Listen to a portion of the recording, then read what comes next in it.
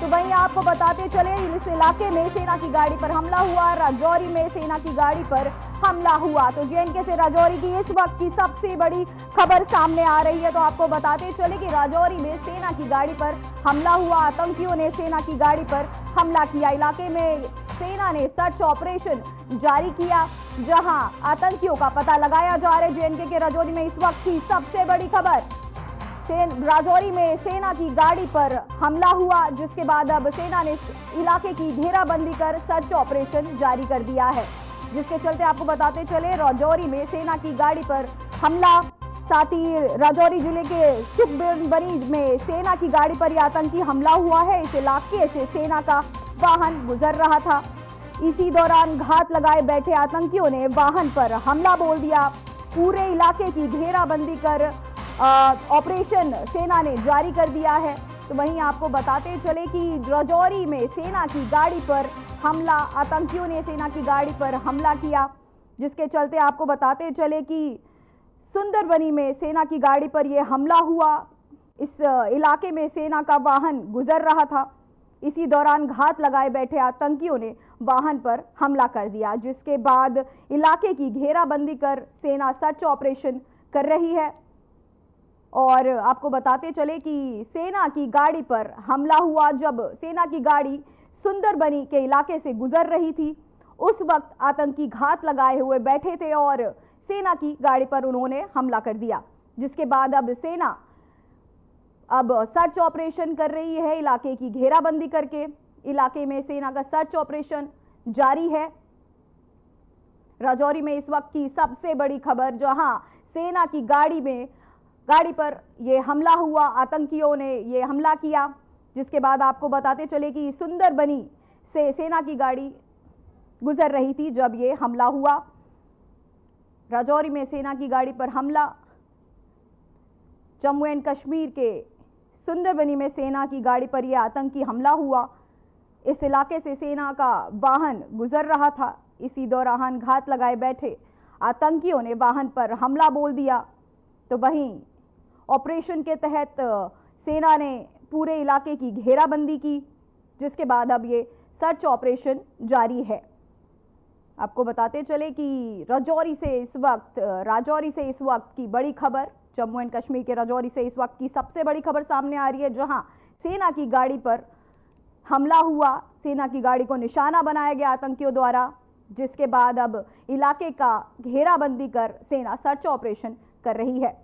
तो वहीं आपको बताते चले सुंदरबनी से सेना की गाड़ी पर आतंकी का हमला, इस इलाके में सेना के वाहन गुजर रहे थे, इसी दौरान घात लगाए बैठे आतंकियों ने सेना की गाड़ी पर हमला किया, जिसके बाद जवाबी कार्यवाही की सेना ने।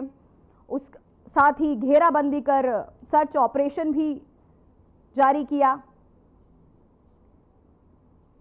राजौरी के जेएनके के राजौरी जिले में सुंदरबनी में सेना की गाड़ी पर यह हमला हुआ।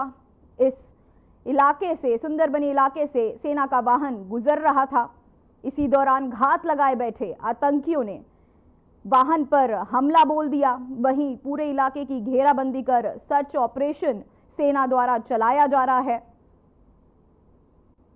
जब आतंकियों ने वाहन पर हमला किया, सेना ने भी जवाबी कार्यवाही की।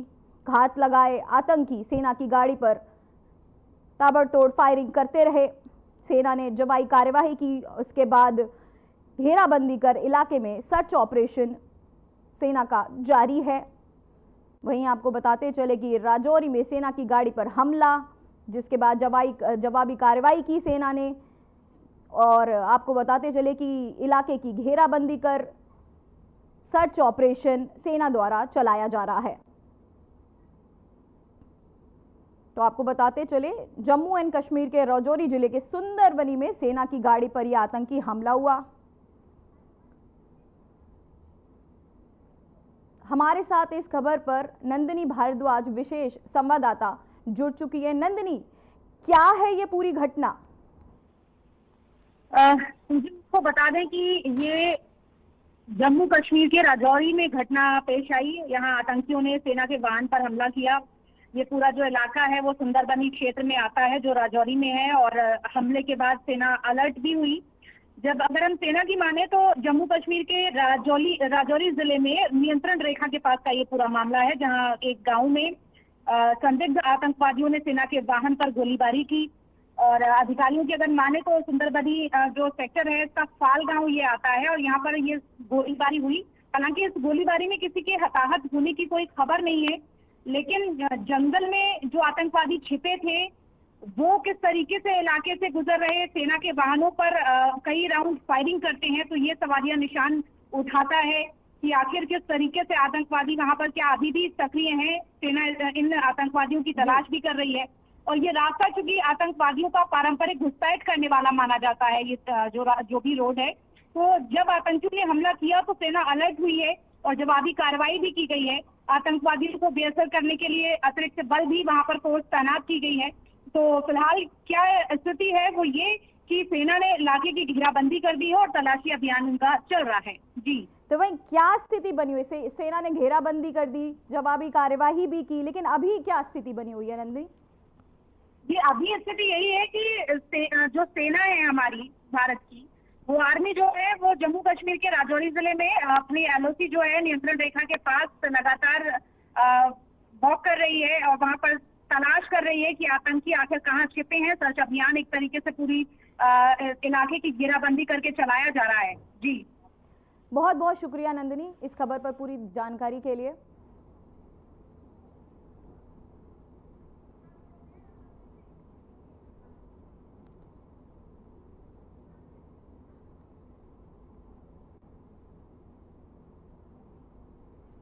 एक सेकंड मेरे को।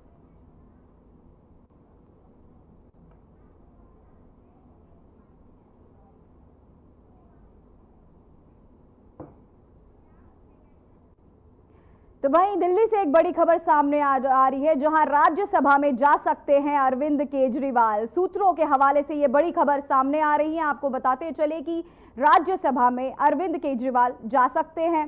सूत्रों के हवाले से ये बड़ी खबर सामने आई। आपको बताते चले कि राज्यसभा में संजीव अरोड़ा की जगह जा सकते हैं विधानसभा। सूत्र पंजाब से राज्यसभा में जा सकते हैं अरविंद केजरीवाल। राज्यसभा अरविंद केजरीवाल जा सकते हैं। साथ ही आपको बताते चले कि राज्यसभा में अरविंद केजरीवाल जा सकते हैं, ऐसा सूत्र के द्वारा पता चले। संजीव अरोड़ा की जगह अब अरविंद केजरीवाल राज्यसभा में उनकी जगह पर जा सकते हैं। अरविंद केजरीवाल राज्यसभा में संजीव अरोड़ा की जगह जा सकते हैं। इस वक्त की सबसे बड़ी खबर सामने आ रही है, जहां आपको बताते चले कि पंजाब से राज्यसभा सांसद है संजीव अरोड़ा। संजीव अरोड़ा विधानसभा उपचुनाव लड़ेंगे, ऐसे सूत्रों के द्वारा पता चला। लेकिन इस वक्त की सबसे बड़ी खबर सामने आ रही है, जहां राज्यसभा जा सकते हैं अरविंद केजरीवाल। वही आपको बता दें कि अरविंद अरोड़ा की जगह राज्यसभा में जा सकते हैं अरविंद केजरीवाल। राज्यसभा में आपको बताते चले जा सकते हैं अरविंद केजरीवाल। संजीव अरोड़ा की जगह जा सकते हैं विधानसभा के सूत्र। पंजाब से राज्यसभा सांसद है संजीव अरोड़ा। संजीव अरोड़ा विधानसभा उपचुनाव लड़ेंगे, सूत्र। राज्यसभा जा सकते हैं अरविंद केजरीवाल। तो वही आपको बताते चले कि ऐसी खबरें आ रही है कि राज्यसभा जा सकते हैं अरविंद केजरीवाल। संजीव अरोड़ा की जगह जा सकते हैं विधानसभा अरविंद केजरीवाल। तो आपको बताते चले इस वक्त की सबसे बड़ी खबर सामने आ रही है, राज्यसभा जा सकते हैं अरविंद केजरीवाल। संजीव अरोड़ा की जगह जा सकते हैं। हालांकि आपने इस बात को पूरी तरह खारिज किया था, लेकिन फिर भी सूत्रों के हवाले से खबर आ रही है कि राज्यसभा जा सकते हैं अरविंद केजरीवाल। संजीव अरोड़ा की जगह जा सकते हैं विधानसभा। पंजाब से राज्यसभा सांसद है संजीव अरोड़ा। संजीव अरोड़ा विधानसभा उपचुनाव लड़ेंगे, ऐसा सूत्रों के हवाले से पता चला है। राज्यसभा जा सकते हैं अरविंद केजरीवाल। आपको बताते चले कि संजीव अरोड़ा की जगह जा सकते हैं विधानसभा। पंजाब से सांसद है संजीव अरोड़ा। संजीव अरोड़ा विधानसभा उपचुनाव लड़ेंगे, ऐसा सूत्रों द्वारा कहा जा रहा है। संजीव अरोड़ा उपचुनाव भी लड़ेंगे विधानसभा का, ऐसा भी कहा जा रहा है। राज्यसभा जा सकते हैं अरविंद केजरीवाल और संजीव अरोड़ा की जगह जा सकते हैं विधानसभा, ऐसा सूत्रों के द्वारा पता लगा है। पंजाब से राज्यसभा सांसद है संजीव अरोड़ा। साथ ही आपको बताते चले संजीव अरोड़ा विधानसभा उपचुनाव लड़ेंगे, ऐसा सूत्रों के हवाले से खबर मिली है। अरोड़ा की जगह जा सकते हैं राज्यसभा अरविंद केजरीवाल। वहीं आपको बताते चले कि इस वक्त की सबसे बड़ी खबर जो सामने आ रही है, राज्यसभा जा सकते हैं अरविंद केजरीवाल। संजीव अरोड़ा की जगह जा सकते हैं अरविंद केजरीवाल राज्यसभा। वहीं आपको बताते चले कि आम आदमी पार्टी के सूत्रों ने मीडिया में चल रही इन खबरों को गलत बताया था, जिसमें यह दावा किया गया था कि अरविंद केजरीवाल राज्यसभा जा सकते हैं।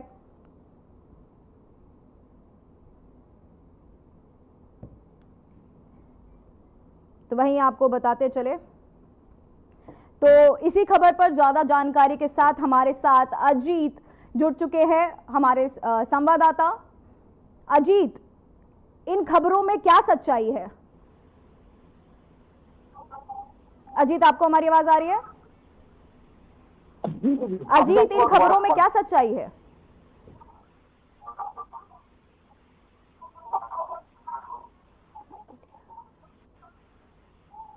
इस खबर में कितनी सच्चाई है? संजीव अरोड़ा की जगह राज्यसभा जा सकते हैं अरविंद केजरीवाल। अजीत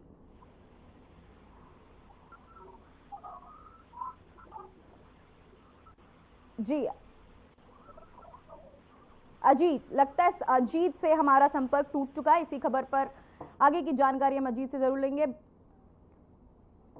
राज्यसभा जा सकते हैं अरविंद केजरीवाल, ऐसा सूत्रों के हवाले से पता चला है।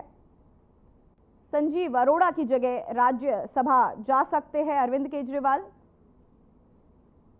संजीव अरोड़ा उपचुनाव लड़ेंगे, ऐसा विधानसभा का उपचुनाव लड़ेंगे, ऐसा सूत्र के हवाले से पता चला है। आम आदमी पार्टी के सूत्रों ने मीडिया में चल रही उन खबरों को गलत ठहराया था। इसी खबर पर फिर से ज्यादा जानकारी के लिए हमारे साथ हमारे संवाददाता अजीत परिचित जुड़ चुके हैं। अजीत, इन खबरों में कितनी सच्चाई है? देखिए, बिल्कुल बताना चाहूंगा, जिस तरीके से लगातार जो चुनाव विधानसभा चुनाव के परिणाम आए उसके बाद से ही अटकलें लगाई जा रही थी कि अब जो मुख्यमंत्री अरविंद केजरीवाल है वो पंजाब को रुख कर सकते हैं। और अब जिस तरीके से खबर आ रही है, कहीं ना कहीं कहा जा सकता है कि अब वो वास्तव में पंजाब की तरफ रुख कर रहे हैं। और बताया ये जा रहा है सूत्रों द्वारा, तो बड़ी खबर यही आ रही है कि जो राज्यसभा सांसद है संजीव अरोड़ा, वो अब उनकी जगह पर केजरीवाल, जो पूर्व मुख्यमंत्री अरविंद केजरीवाल है, वो राज्यसभा सांसद जा सकते हैं। हालांकि अभी तक इसको लेकर के कोई भी आधिकारिक जो पुष्टि है वो अभी तक नहीं की गई है, लेकिन निश्चित तौर पर देखना होगा कि आगे अब क्या जो राजनीतिक समीकरण है वो क्या बनने वाले हैं। जी अजीत, मेरा अगला सवाल आपसे, अगर अरविंद केजरीवाल राज्यसभा जाते हैं तो इससे दिल्ली और पंजाब की राजनीति पर क्या असर पड़ने वाला है?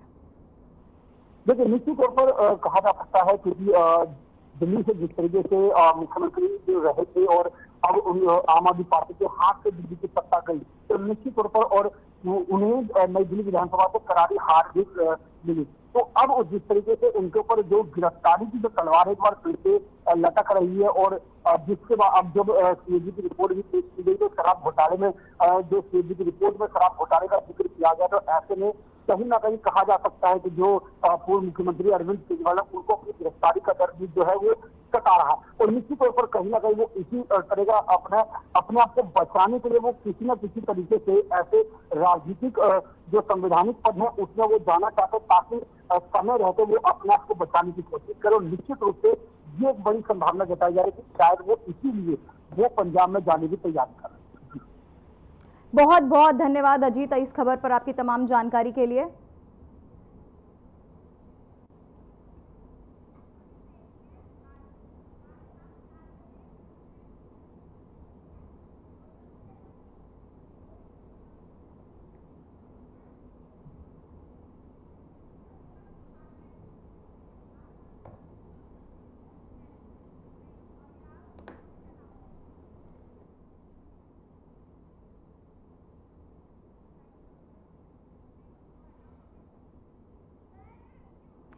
वक्त की सबसे बड़ी खबर बिहार से आ रही है, जहां आपको बता दें मंत्रिमंडल में विस्तार हो सकता है।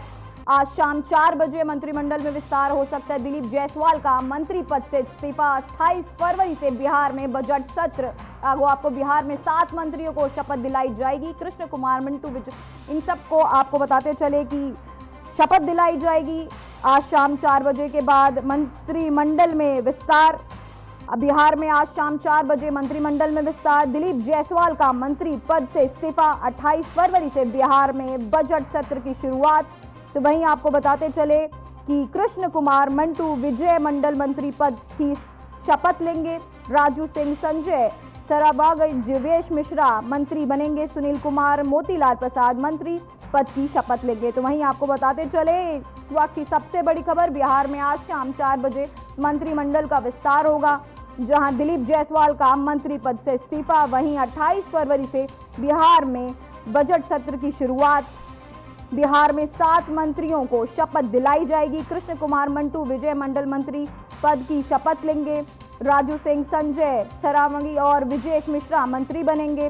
सुनील कुमार, मोतीलाल प्रसाद मंत्री पद की शपथ लेंगे। तो वहीं आपको बताते चले 28 फरवरी से बिहार में बजट सत्र की शुरुआत होनी है, जहां बिहार में 7 मंत्रियों को शपथ दिलाई जाएगी। कृष्ण कुमार, मंटू, विजय मंडल मंत्री पद की शपथ लेंगे। वहीं राजू सिंह, संजय, जीवेश मिश्रा मंत्री बनेंगे। सुनील कुमार, मोतीलाल प्रसाद मंत्री पद की शपथ लेंगे। तो आपको बताते चले बिहार में आज शाम 4 बजे मंत्रिमंडल का विस्तार। दिलीप जायसवाल का मंत्री पद से इस्तीफा। 28 फरवरी से बिहार में बजट सत्र की शुरुआत होगी, जहां बिहार में आपको बताते चले 7 मंत्रियों को शपथ दिलाई जाएगी। कृष्ण कुमार, मंटू, विजय मंडल मंत्री पद की शपथ लेंगे।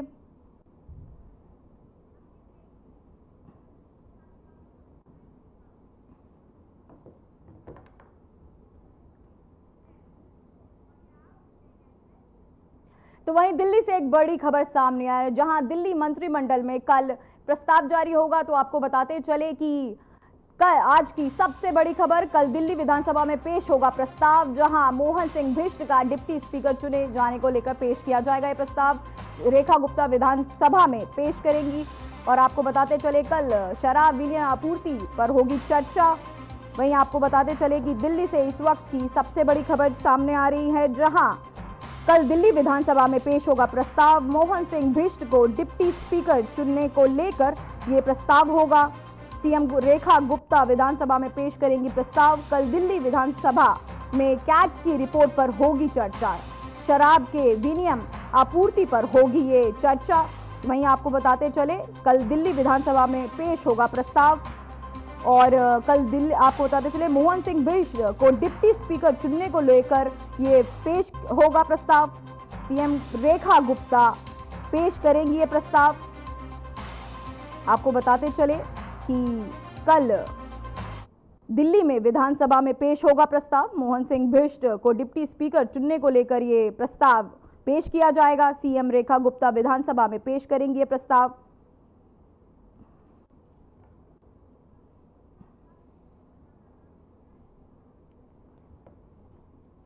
हमारे साथ हमारी संवाददाता नंदिनी इस खबर पर पूरी जानकारी के साथ जुड़ चुकी है। नंदिनी, इन खबरों में क्या सच्चाई, क्या प्रस्ताव पेश करेंगी रेखा गुप्ता? पूजा, जिस प्रस्ताव की आप बात कर रही हैं वो प्रस्ताव है डेप्यूटी स्पीकर के पद का, जिसका नाम तय होना है दिल्ली में। बीजेपी ने डेप्यूटी स्पीकर का नाम तो तय कर लिया है और इसके लिए जो विधायक मोहन सिंह बिष्ट हैं उनको चुना गया है। और ये तय है कि 27 फरवरी को डेप्यूटी स्पीकर का चुनाव होना है और सीएम रेखा उनके नाम का प्रस्ताव दिल्ली विधानसभा में पेश करेंगी। वक्त भी तय हो चुका है, सुबह 11 बजे का वक्त चुना गया है मोहन सिंह बिष्ट को डेप्यूटी स्पीकर का पदभार देने का। और आपको मोहन सिंह बिष्ट के बारे में भी हम जानकारी दिए देते हैं। मोहन सिंह बिष्ट मुस्तफाबाद से बीजेपी के विधायक आते हैं और विधानसभा में बहुत ज्यादा सीनियर पर्सन भी हैं।